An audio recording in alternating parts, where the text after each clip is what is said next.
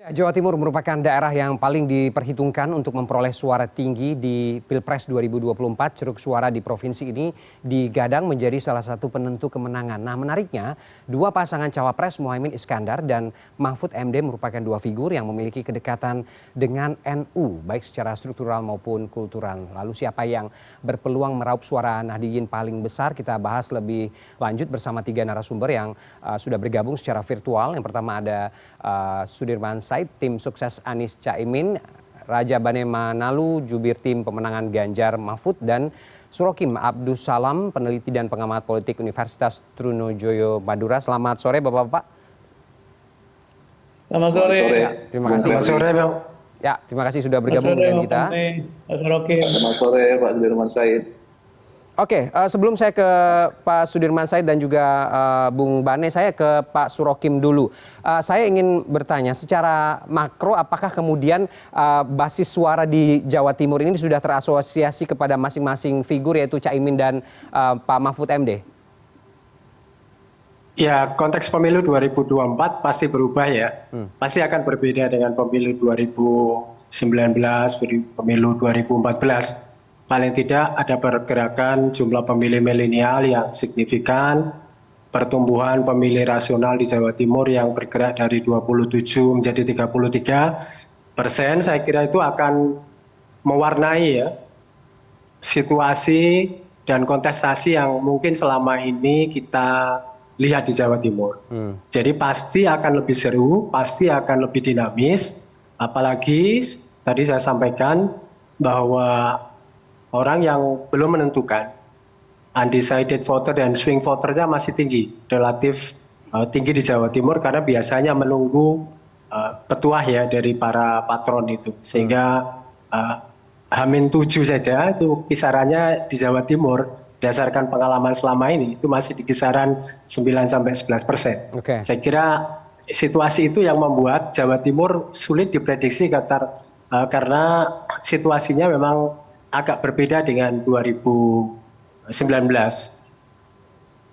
Oke, undecided voter dan swing voter ini tersebar di mana? Kalau undecided itu sekarang memang relatif sudah berada di bawah 20% ya dari berbagai hasil survei. Tapi kalau yang swing voters itu, nah itu yang masih selalu tinggi di Jawa Timur. Orang yang masih bisa berubah karena pilihannya, terutama karena menunggu petua dari para patron, para kiai, para ustadz, para kiai kampung.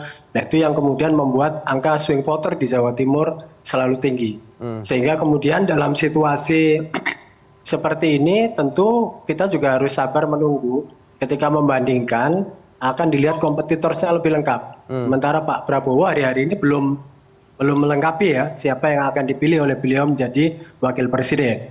Kalau nanti pasangan calon itu sudah lengkap, nanti akan jauh lebih mudah kita memotretnya. Tapi betul bahwa angka 76% sampai 78% pemilih voters Nahdliyin Jawa Timur itu memang seksi. Kalau dilihat trennya, undecided dan swing voter ini kan kemudian belum bisa memutuskan apapun begitu. Mereka ini melihat figur atau koalisi partai pendukung sosok orang yang akan maju dalam kontestasi Pilpres dalam konteks ini. Jika kita melihat konteks perubahan yang saya sampaikan di awal tadi, pertumbuhan pemilih rasional yang tumbuh dari 27% menjadi 33% di Jawa Timur, dari jumlah pemilih milenial nasional yang 56%, lalu kemudian yang bersama juga tumbuh subur di Jawa Timur, pemilih muda seperti itu, tentu pasti akan ada perubahan. Sehingga, dan itu menjadi tipikal pemilih milenial memang susah untuk menjadi pemilih permanen, mereka berubah-ubah, mudah berubah-ubah. Kendati dari berbagai hasil survei selama ini kita bisa menyimak bahwa kendati mereka punya independensi untuk memilih, tetapi petuah orang tua, dalam hal ini orang tua ibu itu relatif kuat di Jawa Timur. Mungkin ini agak menarik sedikit datanya di Jawa Timur. Sehingga milenial yang saya sebut 56% tadi tetap akan mengkonfirmasi pilihannya terhadap orang tua mereka. Nah ini di Jawa Timur menariknya juga seperti itu. Sehingga kalau kita bicara apa yang diperoleh pada hasil pemilu 2019 kemarin dengan cara kita untuk memotret apa yang akan terjadi di pemilu presiden Jawa Timur 2024 tentu akan sedikit berbeda karena ada perubahan tadi itu, Pak. Oke, baik. Pak Surokim, saya sudah mendapat poinnya. Artinya masih cukup dinamis terjadi di sana untuk penentuan siapakah yang kemudian bisa memenangkan ceruk suara masyarakat Nahdliyin ini atau yang terafiliasi dengan NU. Saya ke Pak Sudirman Said kalau gitu. Pak Sudirman, kalau kemudian Pak Mahfud ini dianggap publik bisa membuat ceruk suara bagi pasangan Amin ini terpecah, seberapa benar pernyataan ini atau memang tidak ada pengaruh sama sekali? Terima kasih. Assalamualaikum warahmatullahi wabarakatuh. Waalaikumsalam. Pertama, kita ingin menyampaikan selamat pada Pak Mahfud ya, juga pada Mas Ganjar yang kemarin sama-sama baru mendaftar setelah pasangan Pak Anies dan Pak Muhaimin, dan kami selalu menyambut baik satu kompetisi yang berkualitas. Jadi semakin baik kualitas dari calon-calon yang maju dalam Pilpres ini, yang diuntungkan adalah rakyat, karena pasti yang terpilih siapapun adalah yang terbaik.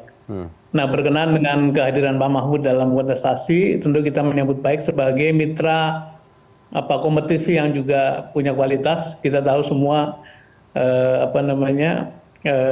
reputasinya Pak Mahfud ya, akarnya dan sebagainya. Jadi tentu saja kita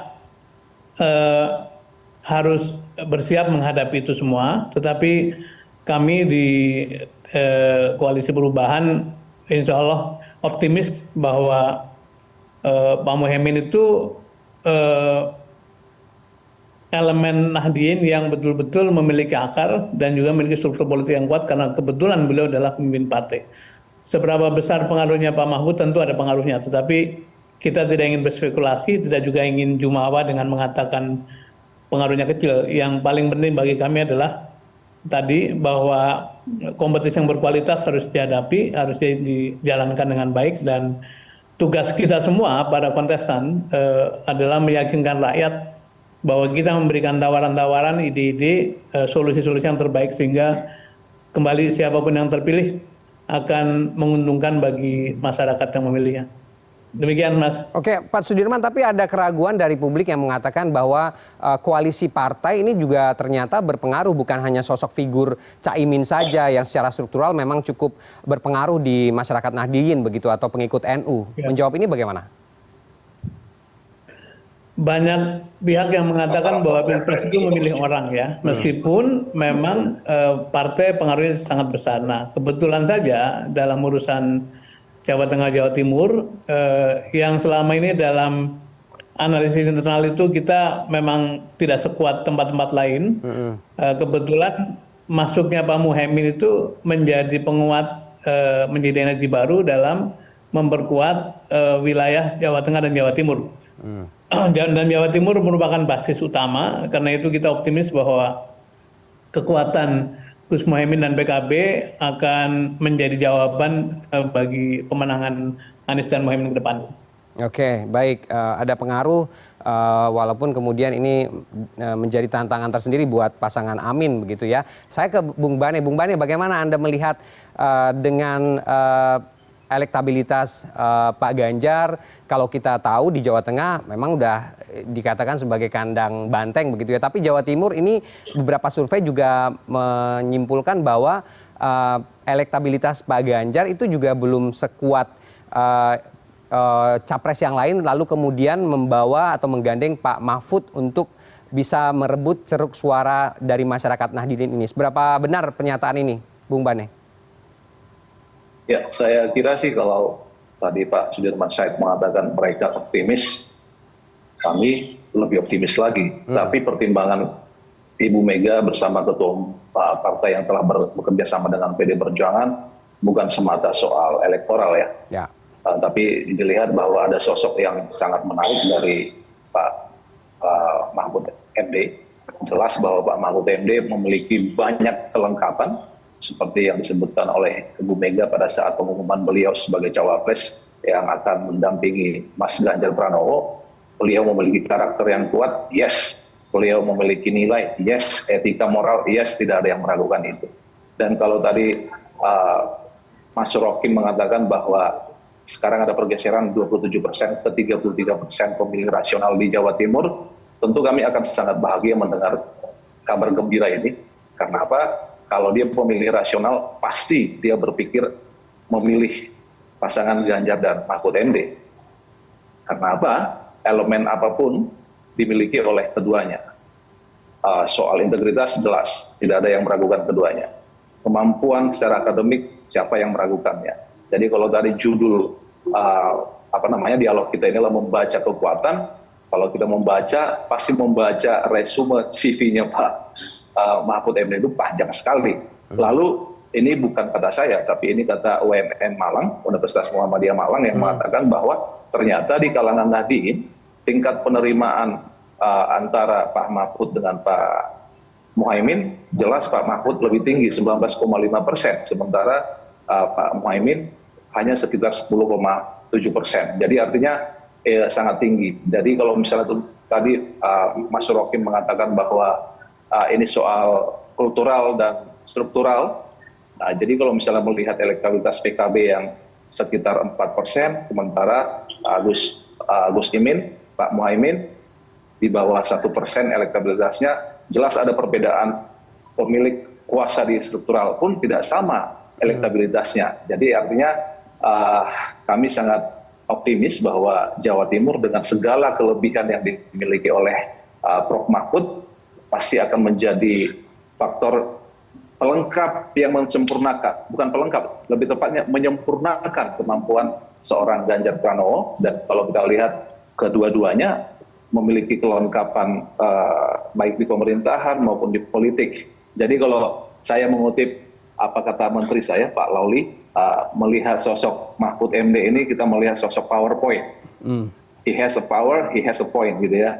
Powernya as a politician, sebagai politisi, poinnya beliau seorang akademisi, profesor. Siapa yang meragukan poin yang dimiliki seorang Mahfud MD? Jadi apa yang disampaikan Mas Rokim tadi semakin membuat kami semakin optimis bahwa pasangan ini adalah pasangan yang paling ideal buat Republik ini. Oke. Begitu Mas Ferdi. Ideal ya, masing-masing memiliki optimisme kalau kemudian Jawa Timur ini bisa dimanfaatkan ceruk suaranya yang tentu saja dari swing voter dan undecided voter tadi yang disebutkan oleh Pak Surokin. Oke, kita akan lanjut lagi nanti, kita break sejenak. CNN Indonesia Newsroom akan kembali usai jeda.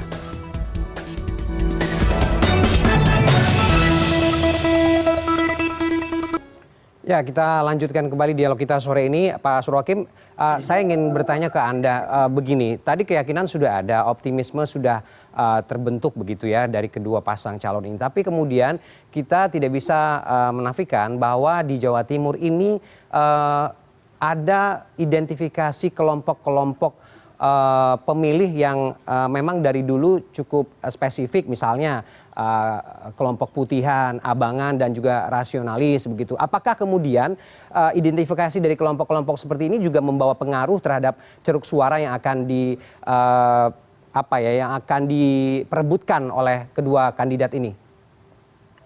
Ya, kategorisasi seperti itu selalu dibaca orang terkait dengan Jawa Timur ya. Tetapi sekali lagi tidak akan seperkasa sebelum-sebelumnya. Faktor-faktor sosiologis, faktor-faktor psikologis tentu masih akan berpengaruh. Dan sekarang ketambahan faktor rasional choice yang ekonomi politik itu.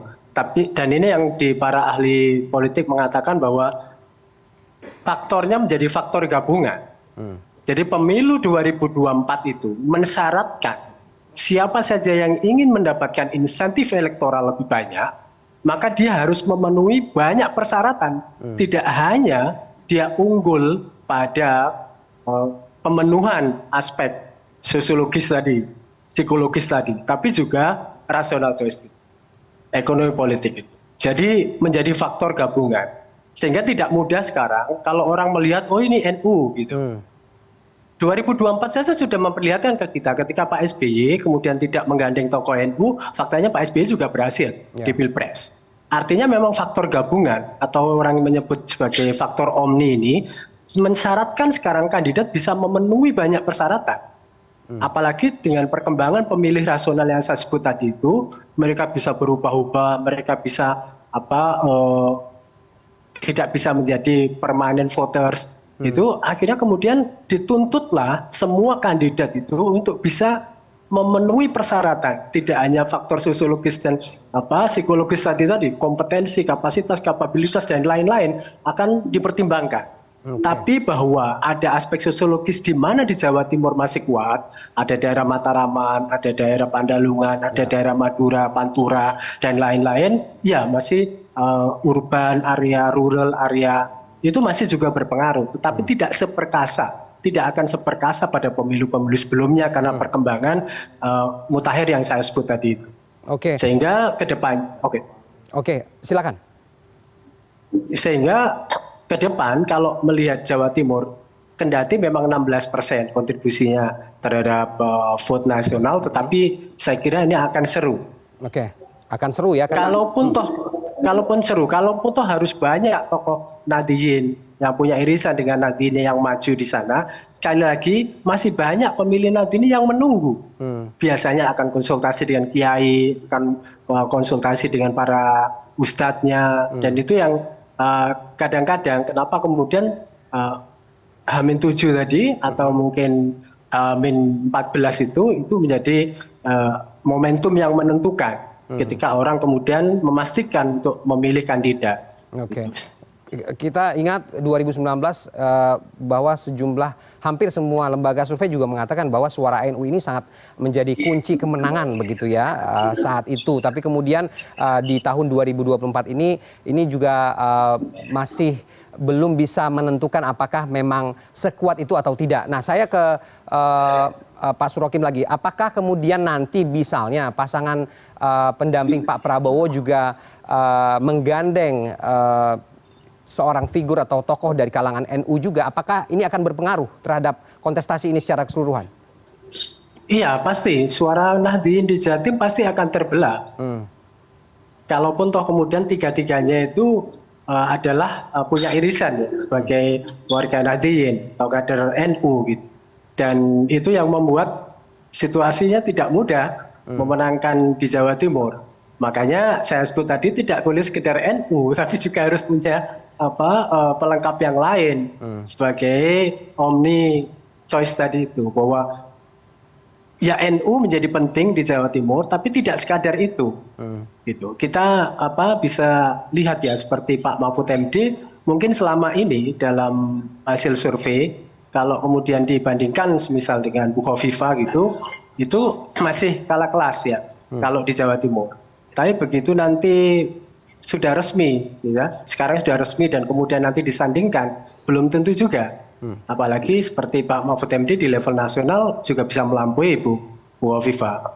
Nah, Caimin juga menurut saya juga punya potensi itu. Saya kira NU akan menghadapi situasi yang tidak mudah kalau ketiga-tiganya cawapresnya itu berasal dari kader NU, dan warga Jawa Timur pasti juga akan semakin panjang untuk konsultasi dengan para kiai, para ustadznya untuk menentukan siapa kira-kira yang akan dipilihnya, karena kedatangan para calon ke Jawa Timur kan tidak hanya menjelang pemilu sekarang ini, sudah ada yang jauh sebelumnya ya. Sudah ada yang dari pemilu ke pemilu juga sudah datang, sowan ke pondok pesantren, sowan ke dalem dan lain-lain. Tentu itu akan, tetapi di dalam tradisi NU selalu akan ada kesepakatan para kiai khos ya. Saya kira ini juga penting untuk menjadi penentu, dan kita belum tahu ke arah mana sebenarnya suara itu berlabuh. Tapi sekali lagi situasi 2004 menurut saya akan berubah, dan orang seperti Pak Mahfud MD ya karena asal beliau dari Madura, saya kira akan punya keuntungan ya untuk identifikasi wilayah itu. Dan saya kira kontribusi pemilih Madura di Jawa Timur kan juga cukup signifikan.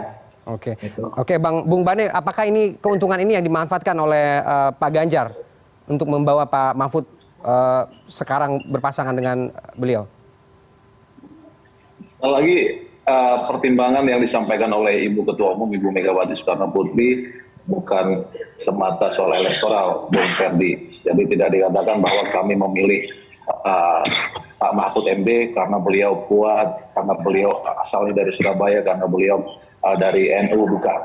Tapi yang pasti beliau memiliki banyak kelebihan yang akan menyempurnakan pasangan calon ini. Jadi bahwa Pak Mahfud MD jelas punya siapa di antara semua elit yang sekarang yang memiliki jejak rekam selengkap beliau? Tidak ada. Beliau yang paling lengkap. Di yudikatif jelas, di eksekutif jelas, di legislatif jelas. Semua sudah pernah dirasakan oleh beliau. Jadi jejak beliau inilah yang membuat bahwa pilihan itu jatuh ke beliau. Dan seperti yang disebut Bu Mega pada tanggal 18 yang lalu, beliau ini adalah pendekar hukum.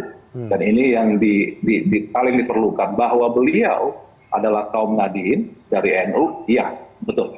Jadi, dan itu tentu akan sesuatu yang membuat, seperti yang tadi disampaikan oleh Mas Surokim tadi, bahwa itu yang akan menjadi nilai lebih yang di luar hal-hal yang tadi telah dimiliki beliau.